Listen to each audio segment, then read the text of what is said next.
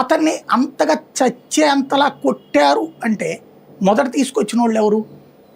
Task force వాళ్ళు. ఎందుకు తీసుకొచ్చారు నాకు ఇవాళకి కూడా అర్థం కాదు. ఏంటంటే పేపర్లు కానీ టీవీలు కానీ ఆ ప్రాథమికమైనటువంటిది మనకి న్యూస్కి సంబంధించిన పాఠ్య పుస్తకాలలో మొట్టమొదట ఉండేది ఎందుకు, ఏమిటి, ఎలా, ఈ మూడిటి చుట్టూతానే న్యూస్ ఉంటుంది మనకి.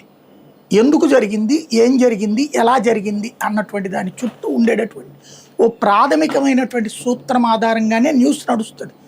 ఇది ప్రతి ఒక్కళ్ళు వేసుకోవాల్సినటువంటి ప్రశ్న జర్నలిస్టు. ఇందులో నాగరాజు గారు తీసుకురాలేదు, అతన్ని టాస్క్ ఫోర్స్ వాళ్ళు తీసుకొచ్చారు. నెంబర్ 1, ఎందుకు తీసుకొచ్చారు, ఏ కేసులు, ఈ రోజు వరకు ఎవడూ రాయట్లా. ఒకడేమో సమన్స్ మీద అంటాడు, సమన్స్ మీద తీసుకొస్తే నేరు కోర్టులో హాజరుపరుస్తారు, అయిపోతుంది.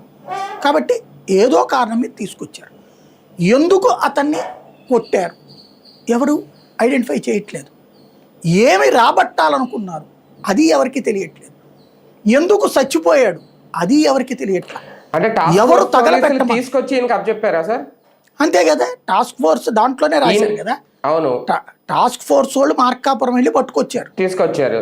పట్టుకొచ్చిన తర్వాత ఎన్ని రోజులు వాళ్ళ దగ్గర అట్టు పెట్టుకున్నారో తెలియదు.